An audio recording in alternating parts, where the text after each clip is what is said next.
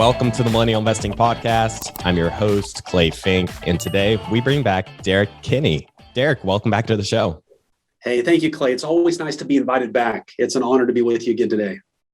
Now, today we are going to be chatting about how we can continue to improve our financial situation as well as our lives during this, really challenging economic environment. When checking out some of your content, you've used the phrase personal economy before. What exactly do you mean by using that phrase? It's interesting. There's so much news media today, whether it's TV, podcasts, wherever you get your news and consume it from, there's so much news about the general economy. You tune on the internet and you hear the jobs numbers are up, inflation is up, the market's down, consumer price index, and you get consumed by all these theories and numbers out there, and you wonder, well, that means something, but what does it mean to me personally? And so what I like to do with the news of the day, Clay, is ask people, what does this mean to your personal economy? Because jobs numbers may be higher, the market may do this or that, but can you still put food on the table for your family? Can you still achieve the goals that are important to you? Can you still nurture the relationships that you care about? Can you still send your kids to the college or plan for the education fund you always want based on your goals? And that's what I want to talk about with people today is, look, all the news is good, but ultimately, what does it mean to you? And there's been many times, for example, where somebody might go to the gas pump and they might criticize, my gosh, I can't believe I'm paying $20 a gallon for gas is what it feels like. But then they realize, wait a minute, I own stock in ExxonMobil or Occidental Petroleum. Well, this is good for my portfolio. So it's all how when you pull back and ask yourself, how does this really impact me as an investor and a person? I think it gives people a unique perspective that other people aren't thinking about. It goes against that herd mentality, which I'm always a big fan of. I think another part of that is, focusing more on what you can control. You can't control, what the job reports are going to come out. You can't control the stock market in the short term. You can only control your spending and, how you approach your personal finances. And you've mentioned that to improve your personal economy, we should be cutting our expenses, but not necessarily be cutting our joy. Could you clarify what you really mean by that? Sure. One of the things that really concerns people right now is how much they're spending. When inflation ramps up, it really pinches people in their pocketbook and their wallet, their bank account, and they begin to ask, well, how can I save money? So a couple of years back when we had a similar economic crisis, a client came in the office and she was very, very nervous, Clay. She was worried about how am I going to make ends meet? How am I going to keep providing for my family in the way that I want because the economy was really shrinking.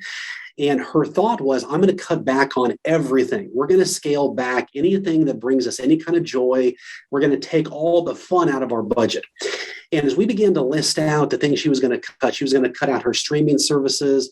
She was going to downsize her car. They were actually going to sell one car, go down to one car. She was going to work another job. And all of these things, while on the surface could be good and prudent by some people, I asked her, I said, as you do this, will you enjoy any part of those budget cuts? And she paused for a moment and she said, actually, no, I won't. And I said, so let me ask you this. You're about to save money and you're going to cut back on things that you really enjoy. And you're going to do this for an indefinite amount of time. And you're going to feel terrible about doing it. I said, is there any motivation that you've created to cause you to want to keep doing this? And she was like, no, there's not. And I said, why don't we do this? Why don't we play cut here and keep here? And it's a game we play to offset an expense, but keep our joy. So I asked her, I said, do you like coffee? Do you like going to your favorite coffee shop in the morning to buy your favorite latte? She was like, yes, it's a treat that I really enjoy. And I said, well, so many people criticize that if you're buying your favorite latte, you will certainly never retire. You're going right to bankruptcy is the message that so many people have right now, Clay. And I couldn't disagree with that more. And what I told her was, look, if you want to keep your streaming service because it brings you joy after a hard day at the office, then let's find something of equivalent value to cut. So that way you're having the mentality of how can I keep my joy, but cut out the things that don't bring me joy, which can help balance your personal budget. And if people do that and they can incentivize themselves and say, look, hey, if I cut 10% of my budget, I'm going to treat myself to something that I pay for in cash. Then it's a way to have fun with it. So many people think of their money as a tool, either for good or to torture themselves with. And I just don't want people to do that these days. With inflation right now, you've got to take a breath.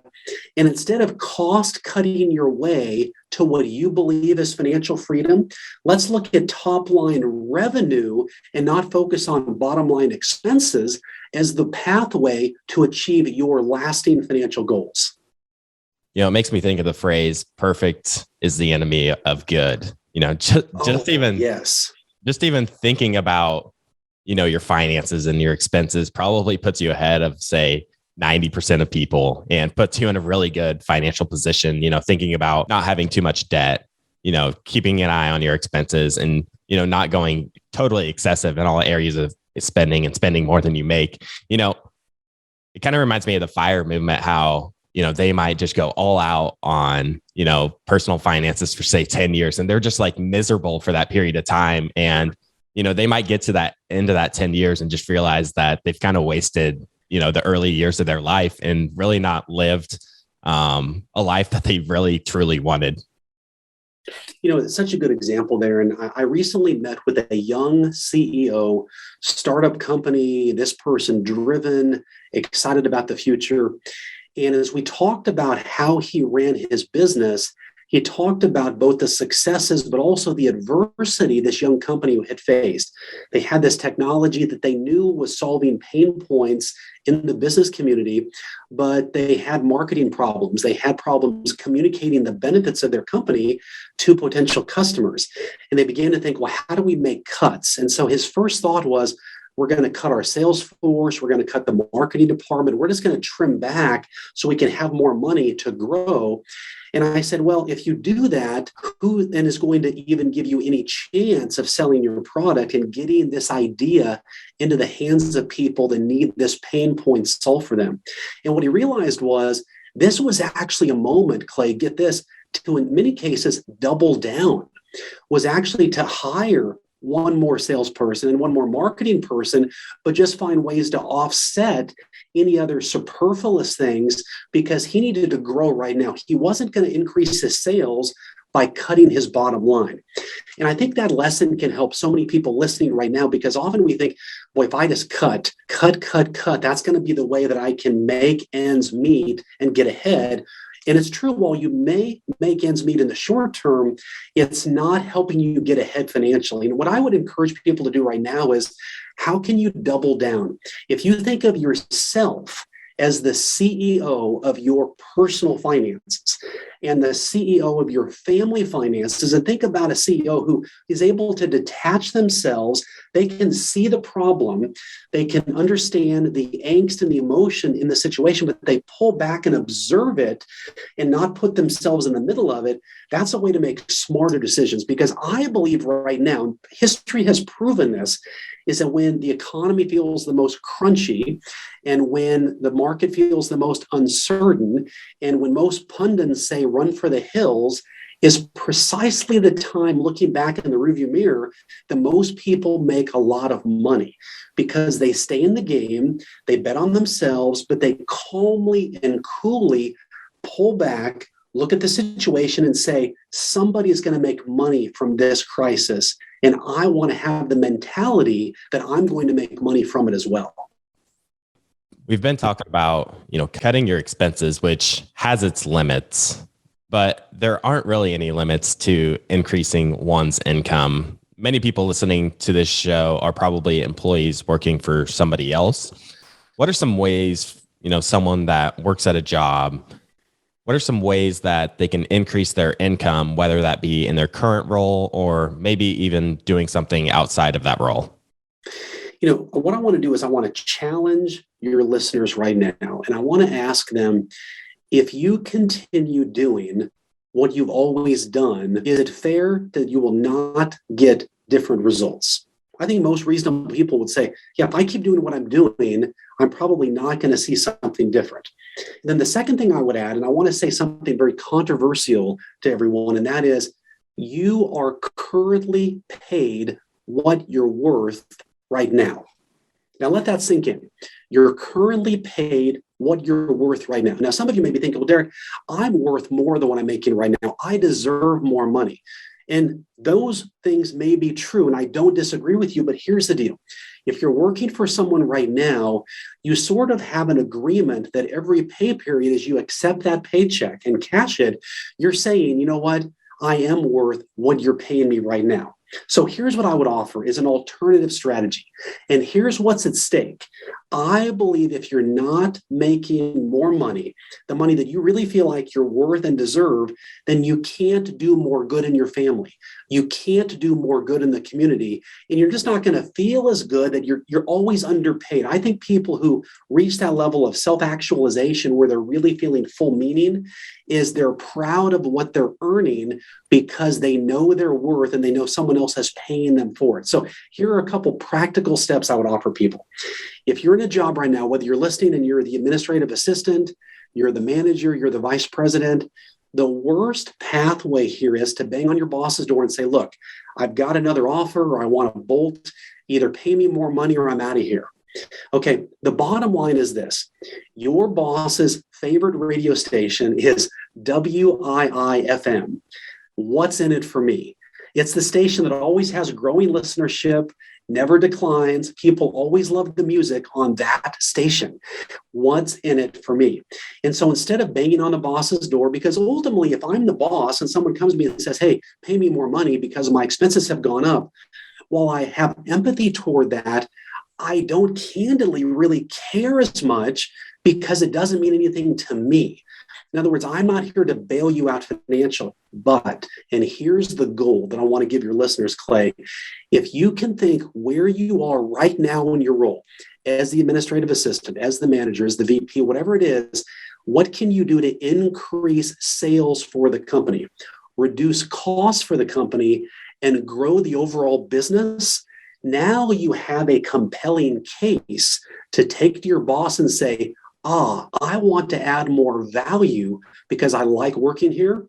And if these work over the next 3 to 6 months, let's agree on an incentive or a bonus plan or a salary increase structure that is mutually beneficial for both of us. I guarantee you that your boss will take the meeting and there's no downside. There's literally no downside. I'll tell you a quick story. I had a young professional reach out to me a few months back, and he was feeling very frustrated. He had joined another startup firm. Optimism was high, but very quickly he was feeling overlooked, underappreciated, and overworked. And what we talked about was his boss was the one seeing all the customers in this small company. And we talked about what would be some ways he could help his boss achieve his goals. And of the 100 or so main customers, we talked about what if you proposed that you took the lowest revenue generating 25 customers and you began to service those customers yourself in terms of phone calls and touching base. You got licensed to be able to do that. That would give your boss more capacity. And then you could say, look, for any business increase I make, I get a percentage of that. Well, the boss loved it. And so suddenly now we have this employee who is now re-empowered, re-motivated. The boss is like, this is gold. Well, then the employee went to the boss and said, look, I know you have about one other salesperson besides yourself. And instead of counting on them to bring in all the business, what if you gave an incentive to all 10 of us in the company that said, if we bring in a lead and we give it to you or the sales department that turns into a customer, then we all get a bonus individually for giving you that referral. The boss loved that idea as well. So now it went from one salesperson to 10 people feeling motivated and empowered to want to grow the business. And here's what I believe, Clay, right now, even while people are worried about, am I going to lose my job? The economy is slowing. You're in such a minority for putting what I'm saying into practice. You're going to stand out, whether it's a 5-person company or a 50-person company.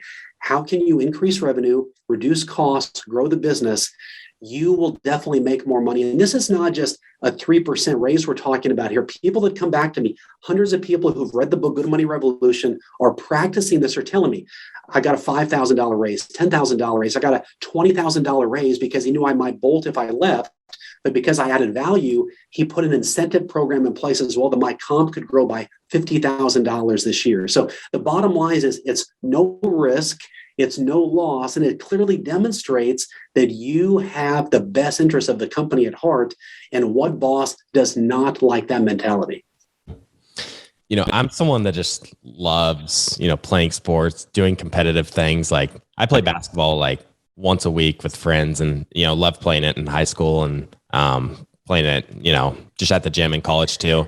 And it reminds me what you're saying is, I can't remember which NBA player it was, but he said that you want to be so good and just play so well that the coach is like crazy not to play you. So like, if you're not getting the playing time you deserve, then maybe, you don't maybe actually deserve that playing time. And then that applies to what you're saying with, the job. If you aren't making what you want to, put yourself in a position where, when you go and ask for that raise or ask for that additional compensation, your boss is like almost crazy not to give it to you because they know that, they risk losing you should they not give you that raise. I agree with that. And one thing I would add to that is so many times I think employees assume that because they're doing a good job and because they're hitting their goals and because they're one of the best employees, that their boss automatically recognizes that and wants to reward that. Here's the problem that I've discovered is that while you may think that and the boss appreciates it, the boss has so many other fires they're putting out. You're simply one part of their life. You're not the main part of their life. And so what I would say to that would be, you want to provide clarity and always a compelling case as to what you're doing. And so this is where you need to be proactive as an employee, bringing what you're doing and the value you're providing to your company and to your boss. Remind them of this on a regular basis, because if not, your good work can be overlooked. And it's very, very sad because we see this a lot with companies. There's so much focus on the boss of how can we do more with less people? How do we grow the business that they often overlook, not intentionally, some of their very best people, which leads them to feel underappreciated. So I know this is counterintuitive, but if you want to stand out today, and we had a couple come in the office recently, young executives experiencing the same thing at different companies. And what we talked about is every quarter, set up a status update and a how to grow your business meeting with your boss. And the purpose of that is to title it in a way where they know, hey, this is what's in it for me. They're going to bring us some ideas about how do we grow, but it keeps you FaceTime and not just as an employee with that mentality, but now you're viewed as an entrepreneur within a corporate environment, which is what so many companies want right now. Listen, they don't want to have to pay to hire somebody or retrain somebody and reteach them all the knowledge you're leaving with. So if you're an ambitious, driven employee right now, I believe, and if you don't do this, what's at stake is you're not going to make the money that you deserve. You're not going to make the impact in the company you want. And I think you're going to miss out on some really good opportunities within the company and having a better life. So you've got to go to your boss. I would encourage you within 24 hours of listening to this, write out, how can I increase sales for the company? How can I reduce costs? How can I grow the business?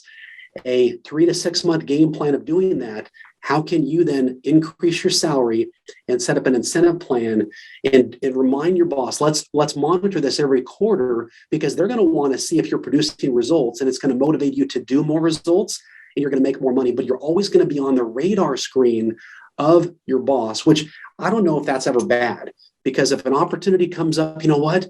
Susan has a proven track record. Let's promote Susan. Or Tom is a great person for this. I've been working with him. I know his quality of work. So the goal of all of this is, how can you be opening doors for yourself that when a bigger door opens, they want you to be the one to walk through it? On our show, we like to cover individual stocks or specific sectors that bring, somewhat of a unique risk reward profile. Try and help investors just find those, sometimes asymmetric opportunities or just really good risk reward opportunity. What are some of the trends, you've got your eye on that might be worth considering for listeners? One of the things that I think about is when inflation concerns occur and the stock market is very uncertain, and we hear different experts out there every day talking about, hey, we've hit the low, and then the next day it goes lower. It just creates a lot of worry and concern. I think this is why wine sales go up so much when the market's down, for goodness sakes.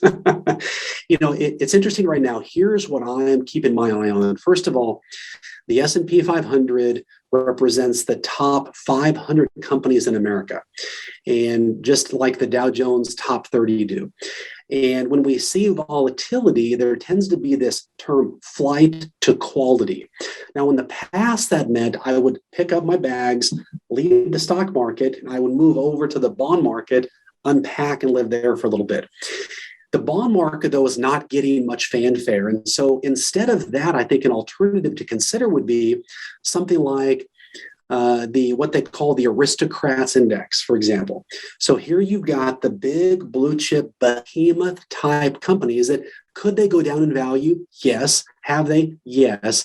But they don't tend to fluctuate as much as the tech sector or the cryptocurrency sector, and they pay an attractive dividend. So if you can visualize right now just a pie in your mind, one slice of that I think goes to something like the dividend aristocrats index, because they're big blue chip companies. And keep in mind, Clay, my mentality is that while we do see fluctuations, don't bet against heavily incentive driven, highly paid, motivated, driven male and female CEOs of publicly traded companies, because there's simply too much at stake for them not to find every possible way to grow that business. Okay. So that's my mentality going into this. So if you disagree with that, this may not be the best strategy. If you feel like, hey, the US capitalistic society and economic systems are inherently flawed and will not improve at all, you may want to look at some other alternatives.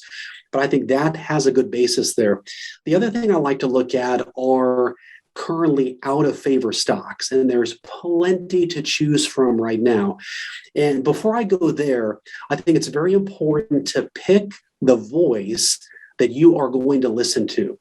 Right now, if I click on CNBC or I watch Cheddar News or I watch Bloomberg or any of the shows where there's experts on there, there may be 10 people that pop up and they tell you 10 different things. I'll tell you a quick humorous story. Back in the day, Woodrow Wilson, who was a president a long time ago, would often have economists come into the Oval Office, and he would ask them, give me the outlook on what the economy is going to do. And one economist famously said to the president, well, Mr. President, on one hand, this is what could happen, but on the other hand, this is what could happen. And without missing a beat, the president said, listen, I think I need a one-armed economist. I want to know exactly what's going to happen. And the bottom line, there's nobody there. I mean, even this week, we saw the Treasury Secretary admit, I think I might have missed it on inflation. When does that ever happen? Or the president saying we might have been a bit slow to respond. So the bottom line is when we see the so-called experts admitting they've missed it, that instills no additional confidence in any investor at all. But I think if you can stay in the game, it does create opportunities. And what I think about right now would be, you think about with what's going on in Ukraine, you have to think about energy. You have to think about oil. You have to think about those ancillary things where you could benefit by a spike in energy prices. Or you think about the big move to electric vehicles. You think about lithium. You think about these alternative energy source companies. Solar Edge, for example, was up huge the other day. All of these are stocks to keep an eye on and ask yourself, am I willing to go through the highs and the lows of these investments? And what I will say this is right now, there's so much focus on the buy and hold strategy, Clay, which long-term I have no problem with. But I think investors, and I talked about this in my book, Good Money Revolution, in the 4 lanes of investing, this far left-hand lane, I call it the play account. I think you'd be wise to pick out, if you're going to go into oil, for example, or pick out a more volatile stock, pick out when you buy it and when it hits this point, I'm going to sell it. Because I'd rather you tell me a story about, boy, I sold out too soon than, my gosh, I just lost everything. I have nothing to show for what I gained. Now, that's going to fly in the face of what a lot of traditional financial advisors tell you. But I think the game has changed. And when the rules change, if you don't change as an investor, you're going to lose that game time and time again. I like how you brought up those aristocrats. Those are just like the staples of the economy. They're paying those steady dividends, and they're like the strongest of the strongest businesses and the biggest, oftentimes as well. As a former wealth advisor, you're familiar with adjusting a portfolio with the changing economic environments. You're a wealth advisor for 25 or so years, if I remember right. And as we find ourselves in this high inflation environment, how should a person's investing strategy change alongside with that? Well, let's be candid with people, and let me be a voice of reason to everybody listening right now. Am I saying don't panic? No. Am I saying don't worry? No. I think you want to understand that as an investor, you're still human and you have emotions that everybody else feels as well. So what I want to do is give people some non-traditional ways to think about their money in this moment right now. And just say, look, how I feel is I don't like losing money. I worry about losing money, but recognize those are normal emotions that an investor has, and they're only going to get turned up higher when we see high inflation and a stock market that's very volatile and experts that seemingly don't always know what they're talking about right now. So what I would encourage people to do is, how do we think differently about the money? I mean, you could go all into I bonds. I hear that's a big popular thing, pays about 9%. The problem is, if the cost of things goes up 9% and you're investing in 9%, I would just question how much of a net gain are you really making? So what I'm not proposing is a wholesale shift. Just like when the stock market goes down, everybody suddenly real estate is, I'm going to go into real estate. It looks so easy. I'm going to rent out and buy all these Airbnbs. The bottom line, let's let your pendulum slow back to the middle here and focus on the market. And what I think about is I personally am not selling out everything I have in the market right now. But what I'm always looking at is there's no more sacred cows in my portfolio. Okay. There's no stocks that I say, oh, I'm going to hold this forever, because tomorrow they might come out like Target did recently and say, because of fuel costs, our supply chain is down and prices are going up and their stock tumbles 25%. So there's always those issues that are out there. I think right now, if you're having trouble sleeping at night, maybe you take a little bit of volatility off the table, but have a mentality of what can I buy at a discount? But instead of putting all of that money in the market or wherever you want to put it at one time, I would think of the number 6, divide that by 6, and put it in 6 increments over the next probably 6 months. Okay. So that would be one takeaway I'd give is just, if you're going to put money in, divide it by 6, put a sixth of it in today, a sixth of it in next month, only because this is the first time in this generation that we're experiencing this level of high inflation. And we're seeing demand still be high. Hiring numbers that came out recently are still very, very strong. So there's a lot of unpredictable aspects that could cause investors to lose money right now. So what I would tell people is I don't think bonds are the answer. I'd rather have money in cash right now. And I don't think of it as a safety net. I think of it as, where can I deploy this? Because I'm thinking probably 2 to 5 years from now, I think this dip, as we predict the future on a graph, Clay, I could be flat dead wrong. I've been that way many times before. Think about my kids will question me on things many times. But I think a moment like this is where when you buy it, it may go lower, but there's a higher chance it's going to go up than it goes further down.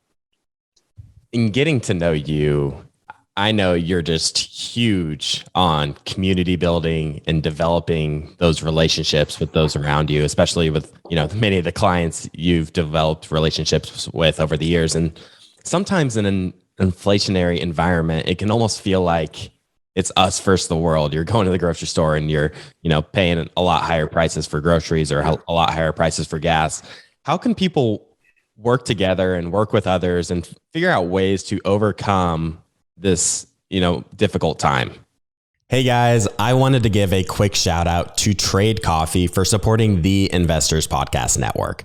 I've always had trouble finding fresh coffee at the grocery store because a lot of the time it has been sitting on the shelves for weeks and eventually goes stale. Trade Coffee sells the freshest roasted and ethically sourced beans from America's best local roasters. They deliver right to your doorstep with free shipping as often as you'd like. I got started with Trade by taking their simple quiz online. It was super easy as they asked me a few questions such as how I make my coffee, whether I'm a coffee expert or beginner, and if I add milk or cream to my coffee. The results matched me with the Nebula Dark Roast, and let me tell you guys, I cannot get enough of it. It was roasted right here in the US in Oakland, California, and it has a comforting and rich taste with added honey to help me satisfy my sweet tooth. Another reason I love Trade is because they support small businesses and ensure they're sourcing their beans from sustainable sources. Trade has delivered over 5 million bags of fresh coffee, and they have more than 750,000 positive reviews. If that isn't enough for you, Trade literally guarantees you'll love your first bag too, or they'll replace it for free.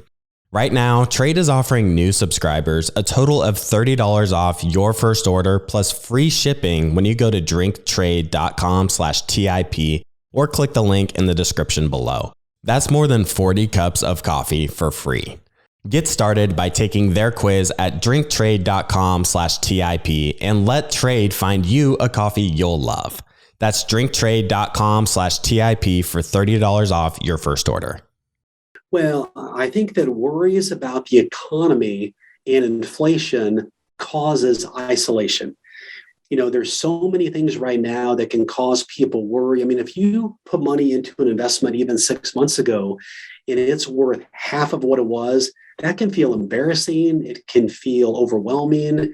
It can cause a lot of concern. You can even question, boy, am I really good at investing as much as I thought I was? That whole recency bias can really burn you. And what I would tell people is this: right now more than ever, it's important to have coffee with people you respect and to deepen relationships. And I'll give you 2 examples. Prior to this podcast, I just had coffee with a gentleman. He's about 30 years old. Again, entrepreneur, has a lot of ideas, and he likes to bounce ideas off of me to kind of just talk about, hey, what are the pros and cons of this, so forth. And as we talked, what I've learned over time, right now, Clay, I'm 53 years old, okay? And there was always this adage growing up, and it went like this: people older than you are always wiser than you, and they're the best people to learn from. And this is no disrespect to people older than me listening right now, but all that means is you're simply older than me. It does not guarantee that you are wiser. Now, I'm not saying I'm all wise. All I'm saying is don't assume that. And so what I've realized is, if you want to be a person who really takes advantage of opportunities and is learning and in a learning mentality, you need to meet with people who are younger than you and older than you to hear both sides of the story. Because I've learned so much from people younger than me on just their drive, their initiative. At 53, there's mistakes I've made in my life. I'm like, oh, that might cause me from not taking the risk I should. But someone younger doesn't have that backstory and they want to go full bore in, and it gives me a fresh perspective of opportunity. Okay. I'll tell you another quick story. So I was having lunch at a recent Salvation Army fundraising event. This was about 5 years ago. Okay. And I sat next to a young gentleman, and he began to tell me about how in our local town, he was basically creating vacation rentals here in town through Airbnb. And I thought to myself, Clay, this was honestly my thought. What? Who's going to come to our town and rent a house here? That makes no sense. This is in New York City or Florida or LA or Disney World.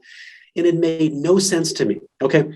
Now, 5 years later, he is the top Airbnb host in our local area because he was ahead of this curve. And my mind wasn't ready to receive an idea at that moment that actually could have benefited me tremendously financially. And so I had a choice to make.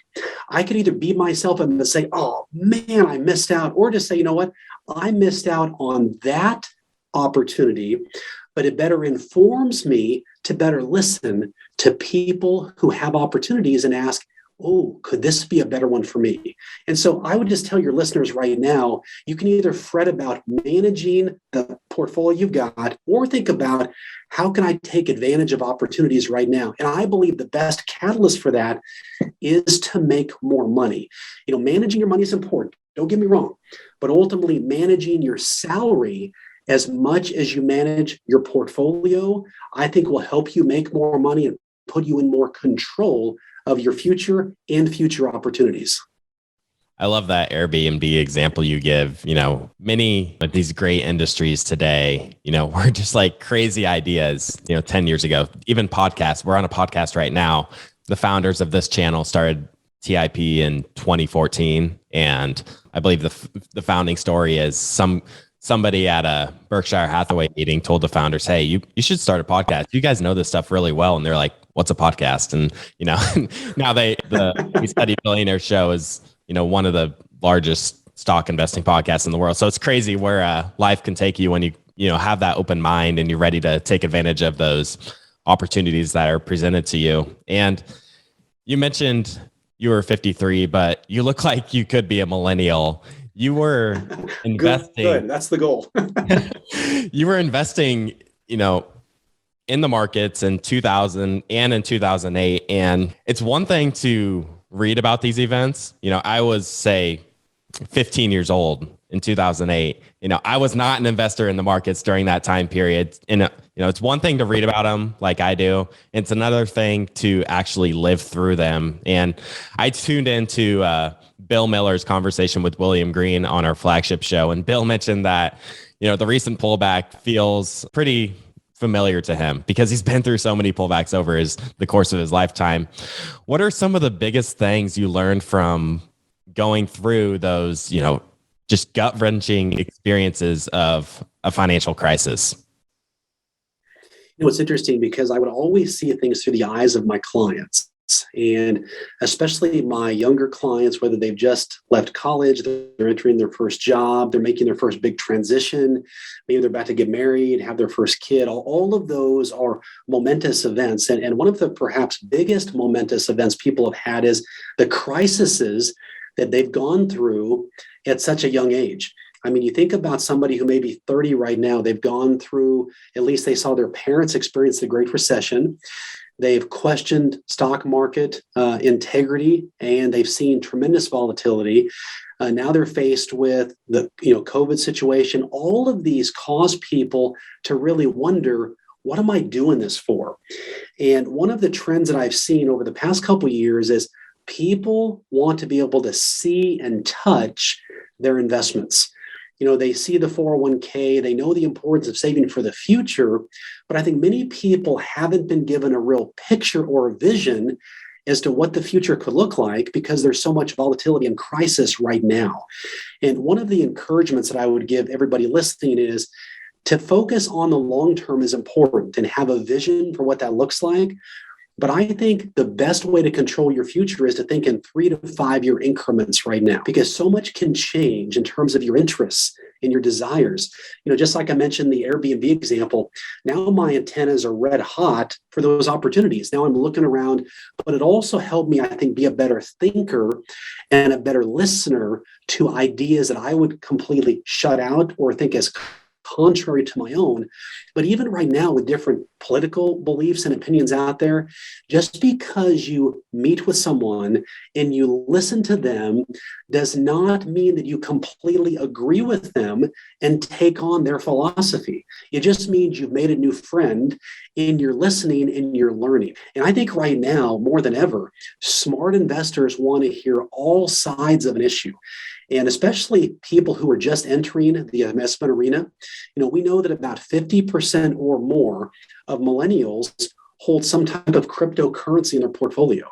And this is one of the first times they've seen that drop in value. And they're questioning, oh my gosh, those voices out there that say, crypto is a fraud. It's not going anywhere. This is all a big joke.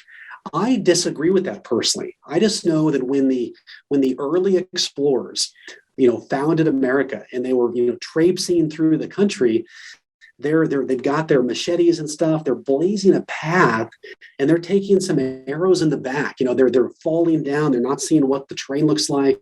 That's what Bitcoin is right now. But oftentimes, when you look back on early technologies, it's a similar story. And so I think keep the number 6 in mind. If you're going to go into something, I'm going to put a sixth of it in now. Over the next 6 months, I ease into it, because if it drops lower, you're in a position to buy. And I just think right now you want to have a buyer mentality, and you want to think like a CEO in terms of where there's opportunity. And oftentimes where there's volatility, there's tremendous opportunity. Yeah, I'm with you. And I'm really glad you mentioned Bitcoin. I'm not really into the altcoins today. And, Bitcoin, this recent volatility, I've been treating it, more so as a blessing and taking advantage of that, fully knowing that it could definitely go lower over the next, say, 6 months or so. You never know what's going to happen in the short term. And I mentioned the 2008 financial crisis, and I wish I could go back to my 15-year-old self and tell myself to go buy whatever stock. It's just like crazy hearing some of the stories of people, getting these stocks for pennies on the dollar. I'm curious if you have any fun or interesting stories from then. It's interesting. When I think about my 15-year-old self, definitely just don't be like me at age 15 would be the advice I would give you. But, when you think about it, your 18-year-old self, you're about to graduate high school. One of the lessons I learned pretty quickly as I left college and began to enter the workforce is you have to always be your best advocate. And you want to stay true to yourself. And I want to debunk something. So much advice was given to me. This is on Hallmark cards. It's on these posters they give people at graduation. And it says, if you find the job you love, you'll never work another day in your life. And that is baloney. That is completely false. You're still going to work, and you're going to question yourself. You're just working most of the time for yourself in a field that you believe in that can offer you quite a bit of rewards. But don't think that until I have this job where it feels like it's easy peasy every day, it's not the perfect job. That is not correct. If you ever read any biographies, I had Mark Randolph, the co-founder of Netflix, on our podcast about a year ago, and he talked about success, adversity, success, adversity. It was just the pattern that looking back at a successful company, you think, oh, it had to be this meteoric rise to success. No, they question themselves almost every day, multiple times a day. And I just think right now, my 18-year-old self, as I think about opportunity, I want people to tell people right now that here is how success looks. You may wake up at 9 o'clock, and if you're going to conquer the world at 9:30, you're questioning yourself. At 10 o'clock, you've got a great idea. At 10:30, somebody says your idea is terrible. That's what success looks and feels like.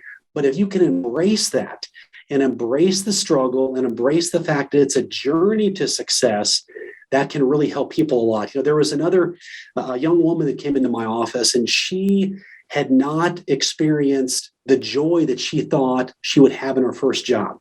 She was not given the promotion she thought she would get. She was not given the raise that she expected. And suddenly, a year out of college, she was just like on par with everybody else. And we began to talk through, did it make sense to stay in her current job? And I said, if you do, you're going to need to go down the path of how can you increase sales? How can you reduce costs? How can you add more value? But what she realized was the culture in the company she was at was not bringing out the best in her, the best version of her. And so in her case, it made more sense to leave the company. But what I told her is, listen, don't go to the company that pays you the most, because likely what you'll find is a recreation of what you're leaving. You'll be higher paid and equally miserable. And that is not the way to do it. So what I would do is ask the boss straight up, tell me about the culture that's here. If I bring an idea to you, how is it responded to? How is the team? What are the opportunities here? Because you want to go to a place that brings you energy and doesn't drain you energy. I'm not going to name names here, but I was with a family member about a week ago. And I realized when I took them to the airport to leave, why was I so tired? And I just had to be honest with myself. And I said, you know what? That person is an energy drain. No offense to them, but our values were not aligned. This was somebody who was more pessimistic. I'm more optimistic. And it felt like we were just rubbing each other the wrong way for the past week. Doesn't make her wrong and me right. It's just different. And what I want people to listen right now is we only get one life. You get one life. And I want to make sure that it's filled with meaning and opportunity. So when you lay your head on the pillow at night, you know, man, I gave it my all today and I bet on myself. I did some things that Derrick said to do. And who knew they actually worked. I'm making more money, but more importantly, I'm doing more good in the world. And that's a way to really have that satisfaction people want. In your book, you know, we talked about your book in a previous episode. I'm going to link that episode in the show notes for anyone that's interested. If you enjoyed this one. And you mentioned that optimist and pessimist mindsets. And I think a lot of people just have these limiting beliefs that they artificially set on themselves. And it reminds me of one of my favorite books. It's called The Magic of Thinking Big. If any of the listeners David Schwartz. If any of the listeners haven't read that book, I highly, highly recommend it. It's one I revisit, you know, just often. It's such a good book. Has nothing to do with finance. It's just like, you know, your mindset and your attitude towards life just has such a huge impact on just like your happiness and the results you get out of life.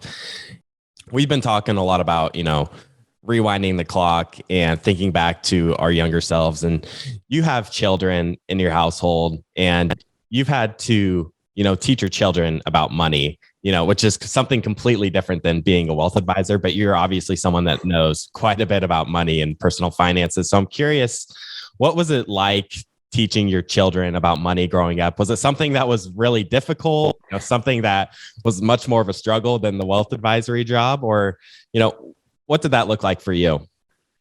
Well, I'll tell you a funny story about that, Clay. So I had this realization, this was about 15 years ago, that I wanted to give my kids what my parents didn't give me, this gift of how to manage money. And I thought, man, this is going to be this heroic moment. My kids are going to be like, oh my gosh, Dad has saved us from the perils of what lies ahead. Our dad is the hero. So I go into my daughter's room and I say, hey, Lauren, can I talk to you about a couple things? She's like, sure, Dad, come on in. And so I say, hey, I want to talk to you about investing. I began to give her some ideas and so forth. And she had this look like, you're totally boring me, and basically gave me the equivalent of the football stiff arm and basically said, your time is over, time to leave the room. Well, I walked out of there with my head kind of tucked between my legs thinking, I just got beaten down. But I realized, you know what, I need to change my approach. And so at the time, I was teaching a business club at our kids' school and teaching them the soft skills, how to get people to know you, like you, trust you. And I said, hey, Lauren, can I talk to you about something else? I said, there's this club that I teach at school that we give everybody their favorite candy each month. We talk about ways to make money. We review successful people. Now, I don't think you're going to have an interest in it, but I just wanted to let you know about it, that if you ever do, you probably don't, come see me and I'll be happy to tell you more about it.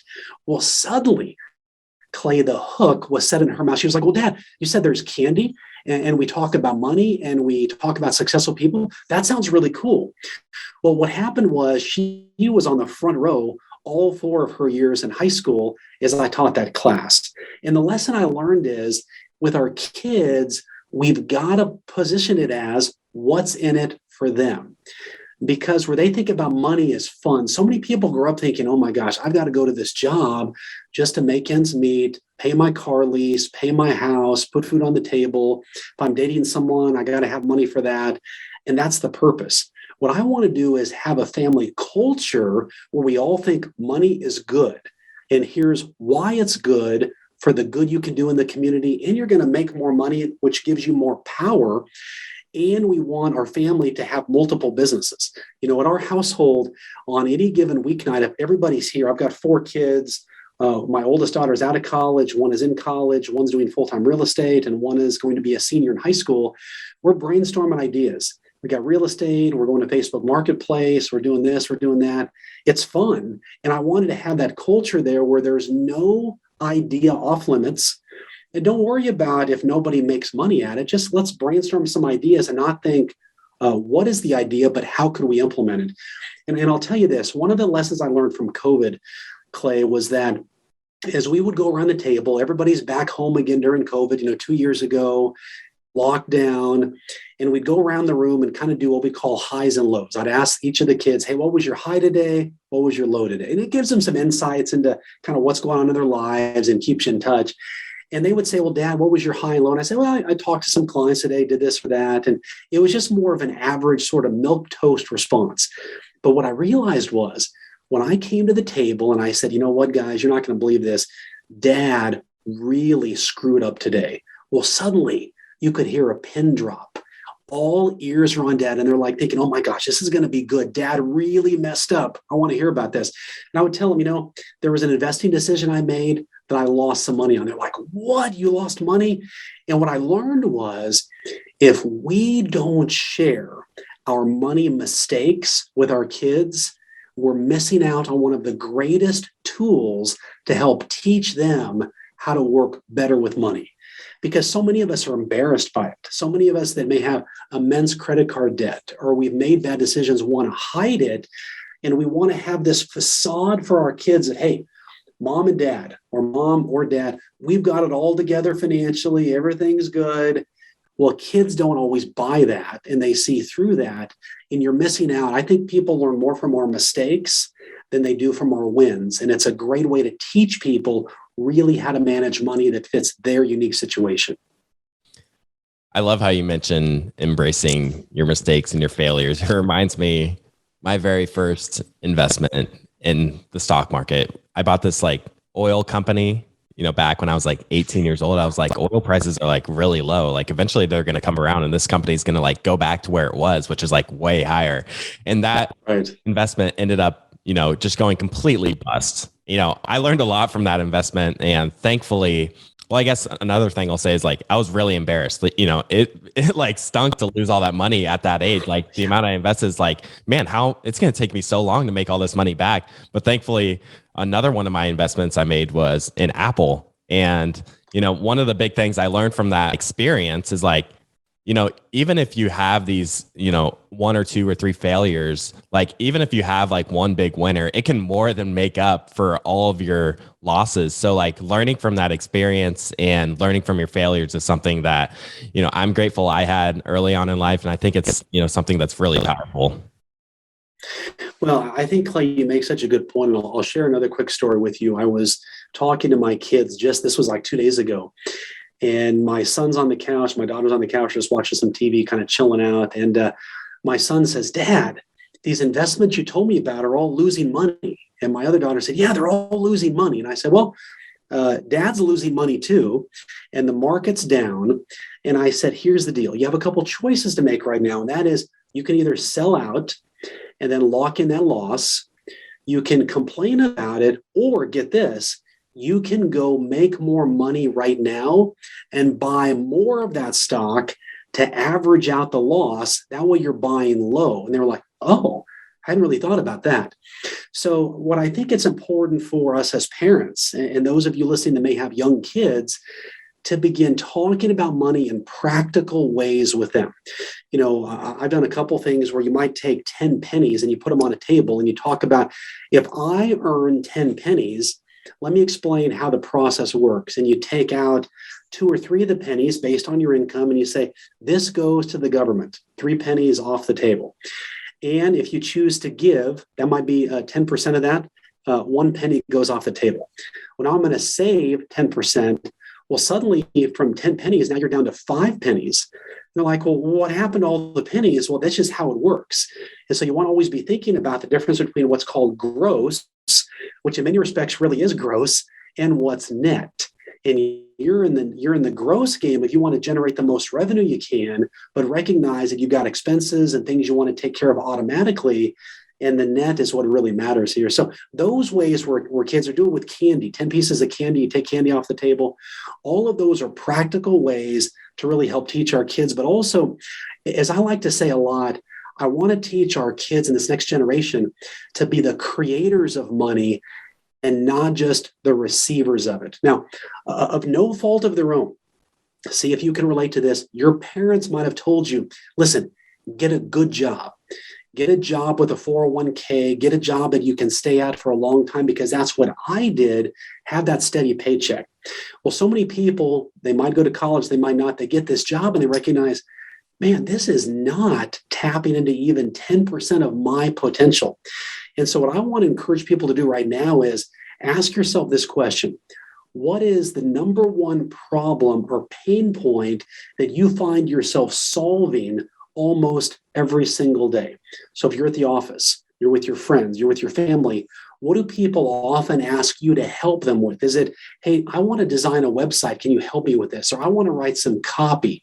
Can you help me with this? Or I need my vacation planned. Or can you help me organize this event or lead this project? And for you, you're thinking right now, that is so easy. I do it all the time. Here's what I'm telling you. That could be the easy path to a side hustle, because your focus group, as I call it, the people who know you, like you, trust you, know you're good at it. But now you can take that service out into the community and say, now I charge for this and make money doing what you love. Well, Derrick, before we hopped on this conversation, you were talking about how you're, heading out for your annual sabbatical this weekend. Talk to us about why you even do this. When I hear about, a sabbatical, I think of like Jack Dorsey going out into the mountains and like meditating and, just like pondering what the purpose of life is. So right. Maybe clarify what a sabbatical is and why you do such a thing. Well, not to disappoint your listeners, but I'm apparently not as deep as Jack Dorsey. So this will be, I think, year 6. And what I do is I take about a week. And this particular year, I'll be in Florida. I've gone to Boston. I've gone all over the country. It's just an area that I want to go to. And the purpose of this time is twofold. First of all, I ask myself 3 questions that are very, very important to me as a person. One is, how can I be a better husband? Number 2, how can I be a better father? And number 3, how can I be a better business owner?